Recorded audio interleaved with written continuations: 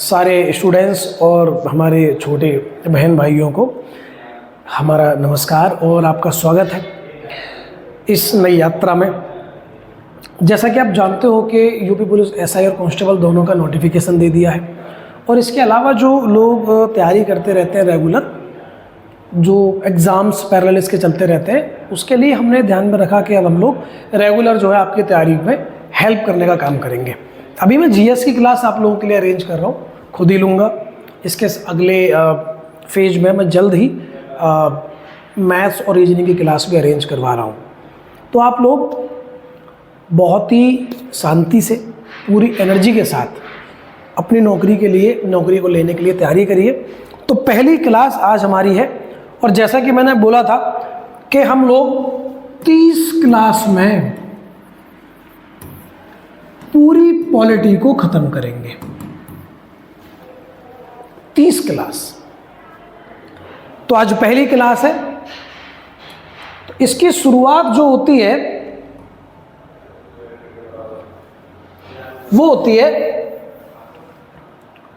Historical background से। जब बच्चों आप पहला चैप्टर खोलते हो बुक का तो उसमें लिखा होता है ऐतिहासिक पृष्ठभूमि। भारतीय संविधान, भारतीय राज्य व्यवस्था की ऐतिहासिक पृष्ठभूमि है क्या? हाँ है। और उससे हर बार क्वेश्चन आता रहता है, इसलिए बहुत ज़रूरी है कि हम लोग उस ऐतिहासिक पृष्ठभूमि को बहुत ही ध्यानपूर्वक समझने का काम करें। और आप लोग नोट्स भी बनाते रहें और टेलीग्राम पर जो हमारा चैनल है उससे भी आप लोगों को जुड़ना है, जिससे कि हम लोग जो भी पीडीएफ वगैरह सेंड करेंगे उससे आप लोग लाभान्वित होते रहें। ऐतिहासिक पृष्ठभूमि यानी कि हिस्टोरिकल बैकग्राउंड। क्या बैकग्राउंड है भाई? जैसा कि आप लोग जानते हो कि जो अंग्रेज हैं वो भारत में आते हैं। अंग्रेज अकेले नहीं थे, इनके अलावा और भी कई देशों के लोग आते हैं। फ्रांसीसी भी आते हैं, स्वीडिश आते हैं, पुर्तगीज़ भी आते हैं। लेकिन इन सब लोगों में ताकत के मामले में सबसे ज़्यादा सफल और ताकतवर जो थे वो अंग्रेज़ थे। और अंग्रेज भारत को अपने अंडर एक कॉलोनी बना पाए, उपनिवेश बना पाए और यहाँ के सारे संसाधनों का प्रयोग उन्होंने अपने देश को डेवलप करने में और उसको अमीर बनाने में किया। लेकिन इस यात्रा की शुरुआत कैसे हुई? इस यात्रा की शुरुआत होती है, यूँ तो भारत से व्यापार पहले भी यूरोप में हो रहा था, लेकिन भारतीय जो प्रोडक्ट्स थे, जो सामान थे, उन सामान जो थे वो सब ज़मीनी रास्ते से जाया करते थे। आज का इस्तांबुल यानी तुर्की एक कंट्री है जिसकी राजधानी इस्तांबुल है, वहाँ उसको पहले बोलते थे कुस्तुनतुनिया। तो 1453 में इसी कुस्तुनतुनिया में जब से अधिकार इन लोगों ने कर लिया, उसके बाद में ये जो ट्रेड रूट था जहाँ से व्यापार होता था वो कट गया, जिसकी वजह से समुद्री रास्ते ढूंढे गए। समुद्री रास्ते ढूंढने की वजह से ये लोग भारत तक मजबूती के साथ में पहुंच पाए और वहाँ धीरे धीरे अपनी किलों को बनाना शुरू किया। पहले तो राजाओं से परमिशन लेते थे, किले बनाते, व्यापार करते और धीरे धीरे जब राजा कमज़ोर होता तो वहाँ के खुद अधिपति बन जाते, वहाँ के खुद शासन बन जाते और धीरे धीरे जहाँ के शासन बनते वहाँ पर नियम कानून लाना शुरू करते। इन्हीं नियम कानूनों की शुरुआत भारत में अंग्रेज़ों ने की और यही नियम कानून धीरे धीरे बढ़ते बड़े हो गए और इन्हीं नियम कानूनों से भारतीय संविधान तक का जो सफ़र है इसको बोलते हैं भारतीय संविधान और राज्य व्यवस्था की ऐतिहासिक पृष्ठभूमि। तो मैं शुरुआत बंगाल से करूँगा।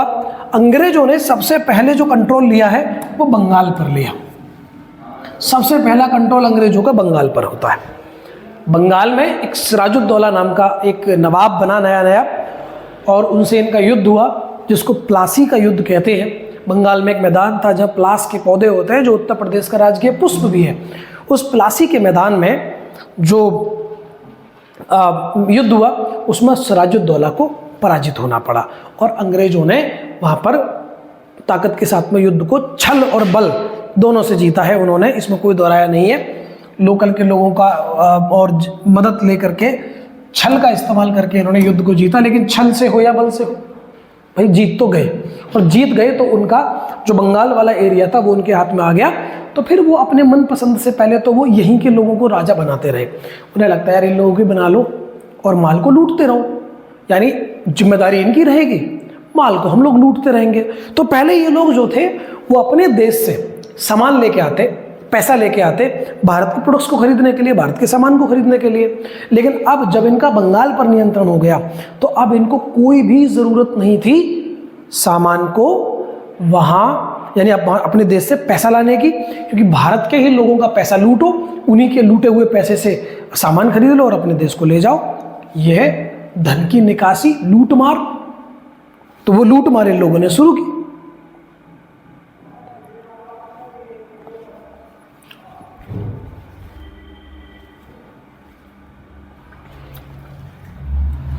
तो जब इन लोगों का आधिपत्य हो गया बंगाल पर, तो इन लोगों ने फिर वहां पर नियम लाने शुरू करते हैं। कैसे किए नियम लाने?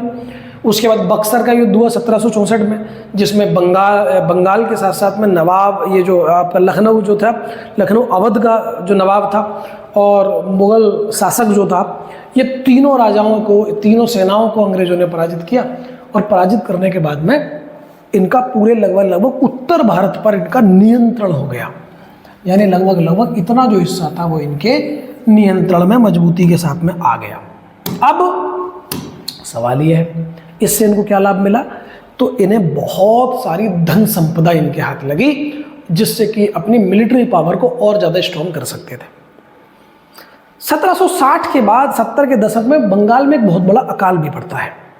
अकाल पड़ा, लेकिन कंपनी ने, यानी ईस्ट इंडिया कंपनी ने लगान वसूलने में जरा भी को ही एक तरीके से 1% भी उन लोगों ने ढील नहीं बरती। और इस बात की खबर ब्रिटेन में भी थी। इसके बावजूद ये लोग भारत में लगातार कंपनी से हो रहे मुनाफों को आपस में ही ढकार जाते, यानी कंपनी को लॉस ही जा रहा था। तो ईस्ट इंडिया कंपनी ब्रिटेन में जाके कुछ लोन की मांग करती है और वहाँ के लोग इस बात पर सवाल खड़ा करते हैं कि एक ऐसी कंपनी जो लगान उस वक्त में भी वसूल रही है जब लोग मर रहे हैं, तो आखिर कंपनी घाटी में क्यों है? इसका सीधा सीधा मतलब है कंपनी के अंदर करप्शन हो रहा है और उस करप्शन से हमें बाहर निकलना है। तो इसको देखते हुए ब्रिटिश पार्लियामेंट के थ्रू एक एक्ट बन करके आता है जिसका नाम था रेगुलेटिंग एक्ट।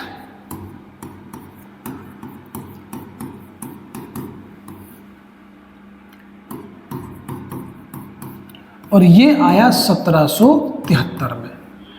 तो हम इसे बोलते हैं रेगुलेटिंग एक्ट 1773। इसमें क्या प्रावधान थे?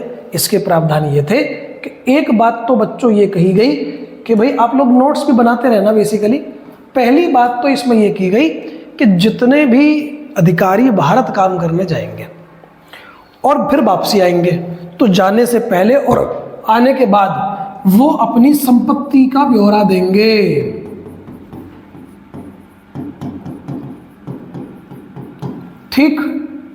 ठीक है। दूसरा, भाई आप ये कह दो जी हम तो भारत गए थे, वहाँ के नवाब ने हमें 100 करोड़ रुपए या 50 करोड़ रुपए, 50 लाख रुपए, 2 लाख रुपए हमें तो रिश्वत दिया, हमें तो गिफ्ट दिया था, उपहार। तो रिश्वत और गिफ्ट दोनों को बैन किया गया, को प्रतिबंधित कर दिया। तीसरा, भारत में बहुत बड़ी मात्रा में अंग्रेज भी रहते थे, उनके लिए कोई भी कोर्ट की व्यवस्था, न्यायालय की व्यवस्था नहीं थी। तो भारत और अपने अंग्रेजों के लिए न्यायालय की व्यवस्था उन लोगों ने करी। तो 1774 में बंगाल में एक कोर्ट बना जिसे उस समय सुप्रीम कोर्ट कहते थे, उच्चतम न्यायालय कहते थे।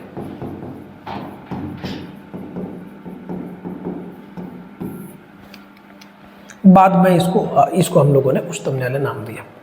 अब ये जो बने हैं ये 3 चीज जो थी, और इसके माध्यम से एक और चीज ये की गई।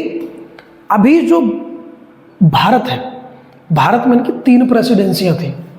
एक प्रेसिडेंसी तो बंगाल, एक बॉम्बे और एक मद्रास। अब इन तीनों में अपनी शक्तियों को लेकर के थोड़ा सा टकराव रहता था। तो इन लोगों ने बंगाल का जो गवर्नर था उसको सुप्रीम करना चाहा, इन दोनों में, इन तीनों में आई मीन। तो इन लोगों ने बोला कि भाई जो बंगाल का गवर्नर है,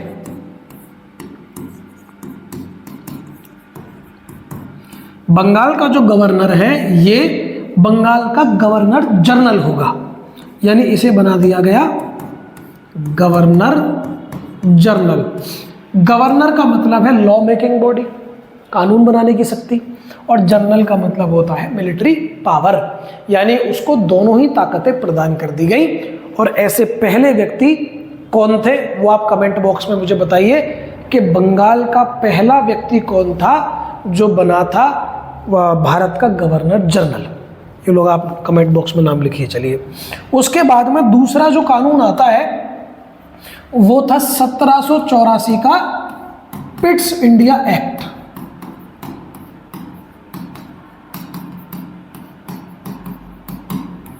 पिट्स इंडिया एक्ट, ये उस समय के प्राइम मिनिस्टर विलियम पिट्स के ऊपर नाम है, तो इस कानून का नाम इसलिए पड़ा है विलियम पिट्स के नाम पर। इसमें क्या प्रावधान थे, इसमें बड़ी सिंपल बात मैं आपको बता रहा हूं, उसको समझो। अभी तक ईस्ट इंडिया कंपनी भारत में राज कर रही है। ब्रिटेन का डायरेक्ट कंट्रोल या पार्लियामेंट का डायरेक्ट कंट्रोल या क्राउन का डायरेक्ट कंट्रोल भारत में नहीं है, एक कंपनी के थ्रू इनका कंट्रोल है। तो एक तो ये हुआ कि भाई जो व्यापारिक कंपनी है ईस्ट इंडिया कंपनी, वो अपना अलग काम देखे और भारत में राजनीतिक मामलों के लिए, सैन्य मामलों के लिए एक अलग से हम लोग एक बोर्ड बनाएंगे जो इन सब चीज़ों को देखेगा। काट दो, क्या है वो? पहला, एक को नाम दिया गया कोर्ट ऑफ डायरेक्टर्स।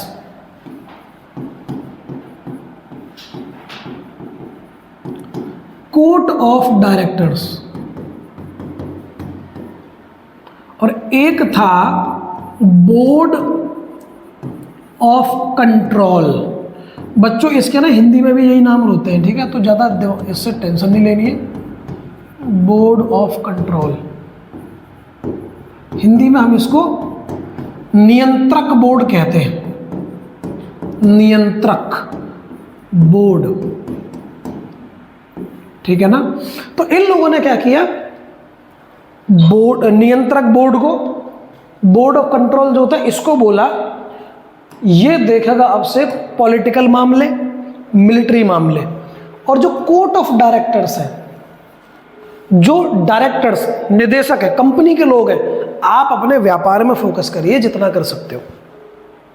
और एक इशारा है कि अब ईस्ट इंडिया कंपनी से धीरे धीरे बोला जाना है कि भाई आप ये ना समझें कि भारत में ये जितना भी परिसंपत्ति आप लोगों ने इकट्ठी कर रखी है केवल आपकी ब्रिटेन का पैसा है, ये कहीं ना कहीं इशारा हो रहा है, ठीक।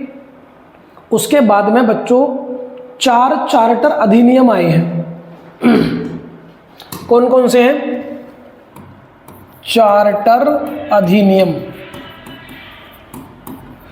पहला अधिनियम 1793 में आया, दूसरा 1813 में आया, तीसरा 1833 में आया और चौथा 1853 में आया। 4 चार्टर हमारे पास आए। अब इन चार्टरों की कहानी क्या है भाई, इसे भी जान लो। और आज हम लोग 1853 के चार्टर तक ही कवर करेंगे, फिर अगली जो क्लास होगी उसमें हम लोग दूसरी में लेंगे।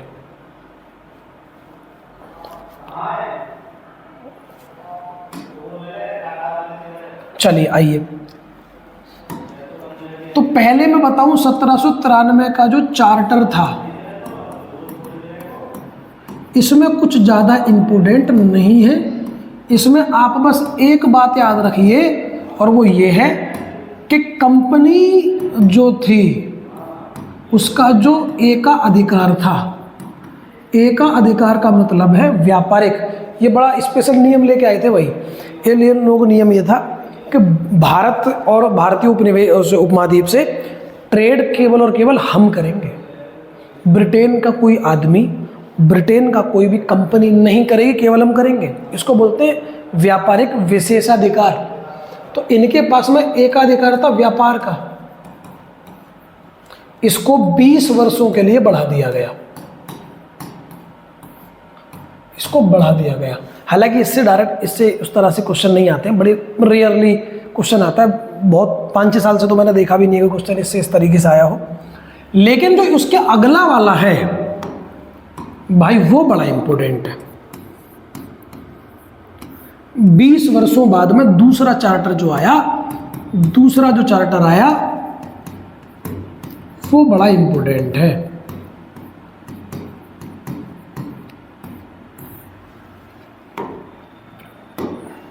कितने वर्ड हुए?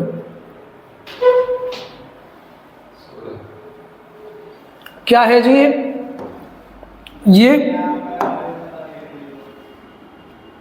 पहली बात इसमें यह कहा गया, कंपनी से कहा गया, ईस्ट इंडिया कंपनी से कहा गया कि आपका जो व्यापारिक एकाधिकार है उसको हम लोग ले रहे हैं, केवल इसमें 2 चीज़ों में आपको छोड़ेंगे, हम लोग छोड़ेंगे।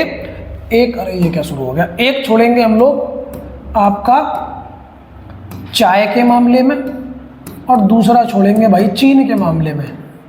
इसके अलावा सारी वस्तुओं में, चीनी में, रेशम में, भारत में बात करें तो मिर्च मसालों में, सारा का सारा व्यापारिक अधिकार अब आपका ख़त्म किया जाता है।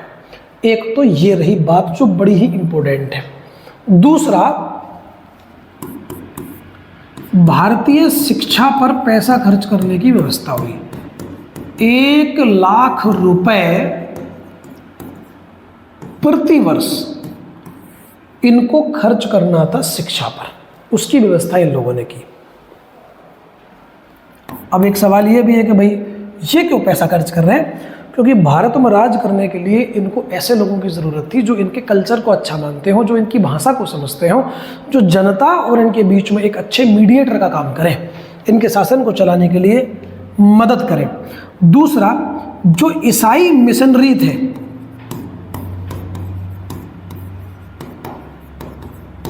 जो ईसाई मिशनरी थे उनको परमिशन दे दी गई, उनको अलाउ कर दिया गया, उनको एक तरीके से स्वीकृति दे दी गई कि भैया आ जाओ और आप जो है अपना प्रचार प्रसार कर लो,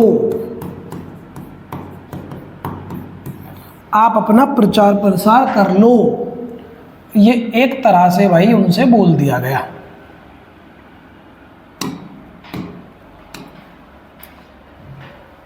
ये जो 3 पॉइंट मैंने आपको बताए ये बड़े इंपॉर्टेंट पेपर में हमेशा घूमते रहते हैं, किसी न किसी पेपर में। ये बात आपको याद रखनी है, बहुत इंपॉर्टेंट बात। और यही वो कानून है जिस कानून में ये कहा गया, लिखित रूप से कहा गया कि ईस्ट इंडिया कंपनी के पास जो भी संपत्ति है वो सारी की सारी संपत्ति ब्रिटेन की है। इंपॉर्टेंट बात है, यानी ईस्ट इंडिया कंपनी की जो भी संपत्ति है भारत में वो सारी संपत्ति जो है वो ब्रिटेन की है। ये बातें बोल दी गई। ठीक, उसके बाद में अगला जो चार्टर आया है, अगेन बहुत इंपॉर्टेंट है भाई ये वाला चार्टर भी। तीसरा चार्टर है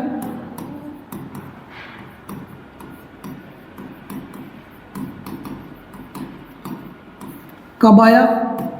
हर 20 साल पे आना है तो 13 और 20 33। इसमें क्या हुआ? इसमें बड़ी इंपॉर्टेंट चीज ये हुई, पहली चीज तो ये हुई कि जो ब्रिटेन है, अब इस कानून के थ्रू 20 मिनट, अब इस कानून के थ्रू ये बात कही गई कि जो बंगाल वाला गवर्नर जनरल है,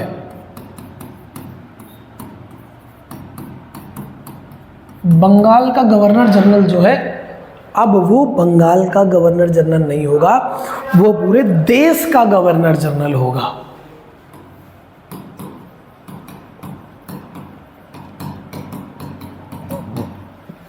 आपने लॉर्ड विलियम बेंटिक का नाम सुना होगा। अरे यार, इसे तो मैं आपसे कमेंट बॉक्स में पूछता, लेकिन चलो कोई बात नहीं। जो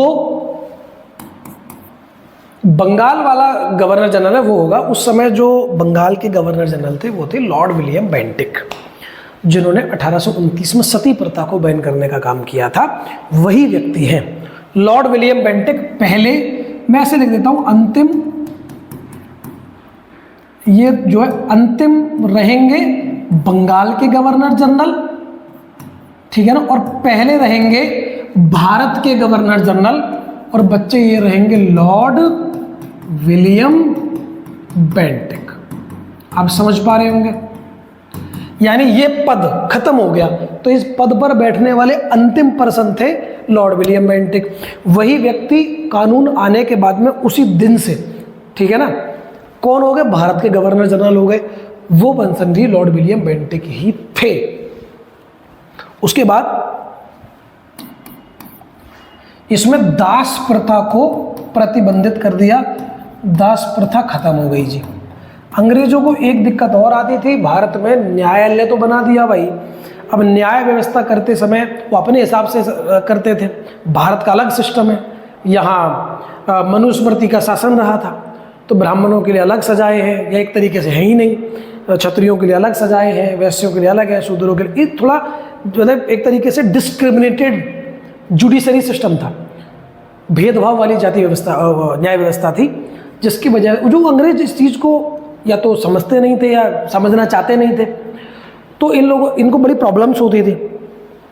तो इन लोगों ने किया कि यार भारत के जो सबसे पहले ग्रंथ है, मूल ग्रंथ है, इनको कन्वर्ट कराओ इंग्लिश में, जिससे हम लोग इनको पढ़ पाएँ। तो इसकी जिम्मेदारी दी गई थी मैकाले को। तो जो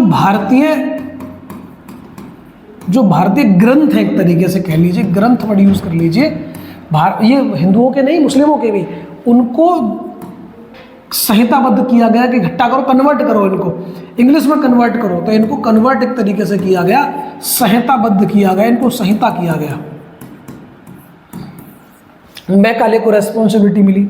एक और बड़ी इंपॉर्टेंट बात, इस कानून में जो सिविल सेवक हैं उनको भारतीयों के लिए भी खोल दिया गया कि भारतीय भी अब सिविल सेवा में हिस्सा ले सकते हैं। लेकिन ध्यान करो, एक बताया था ना मैंने, वो कोर्ट ऑफ डायरेक्टर्स, याद आया? कोर्ट ऑफ डायरेक्टर्स यानी हिंदी में भी यही लिखते हैं, जो कंपनी के लोग हैं। ये कंपनी एक आदमी की नहीं थी, इसमें लगभग 252 के आसपास लोग थे जिनका इसमें पैसा लगा हुआ था। इनको कोर्ट ऑफ डायरेक्टर्स कहते थे। तो ये जो कोर्ट ऑफ डायरेक्टर्स है ना बच्चों, इन लोगों ने कर दिया विरोध।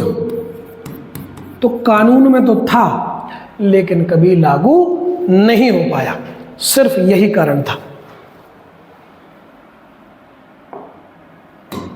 तो 1833 में जो चार्टर अधिनियम हमारा आया, आई होप आप अब इसे याद रखेंगे और आप अब इसे भूलेंगे नहीं। और एक और इम्पोर्टेंट बात जो मुझे आपको बतानी है वो ये है कि ईस्ट इंडिया कंपनी का जो व्यापारिक एकाधिकार था,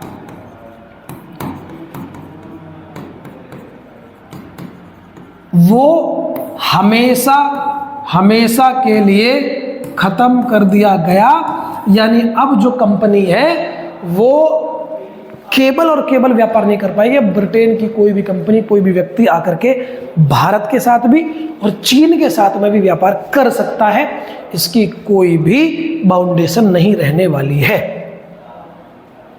ठीक, और आज जो मैं आपको लास्ट कानून पढ़ाने वाला हूं वो है 1853 का चार्टर अधिनियम। और ये अधिनियम रहेगा चौथा ए, फोर्थ, और चार्टर लास्ट है। चार्टर का मतलब होता है स्पेशल लॉ, स्पेशल कानून जो बन के आया है। ठीक है, इसमें कुछ चीजें हैं जो आपको समझनी है। एक तो सिविल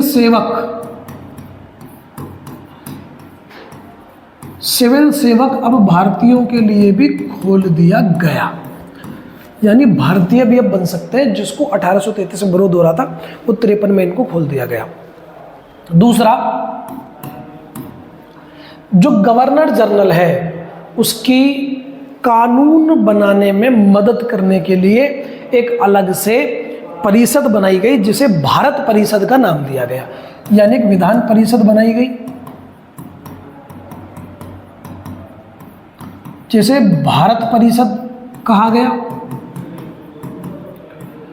यानी भारत की ऐसी पहली बॉडी है, पहली संस्था है जो भारत में कानून बनाने का काम करने वाली है। इसीलिए आप ये कह सकते हो कि भारत में भारतीय संसद का एक छोटा सा रूप तैयार हुआ है। यानी ये भी कहा जा सकता है कि इस कानून से भारतीय संसद का जन्म हो रहा है।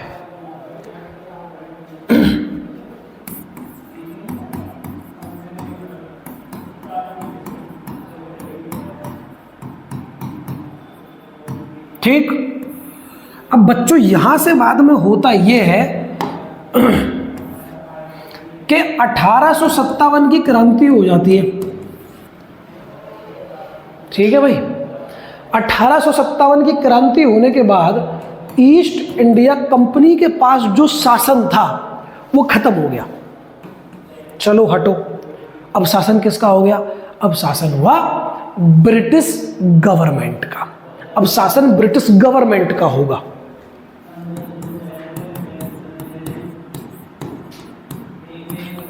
यानी ब्रिटिश क्राउन का शासन यहां पर आ गया।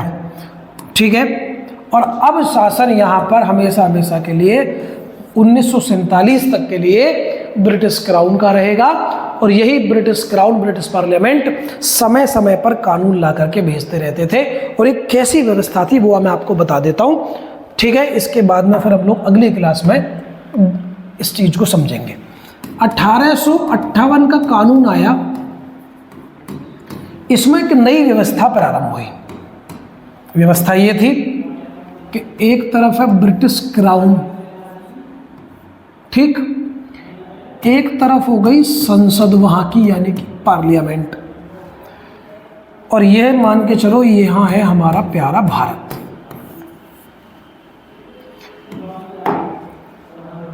जो गवर्नर जनरल का पद था वो हो गया हमेशा हमेशा के लिए खत्म।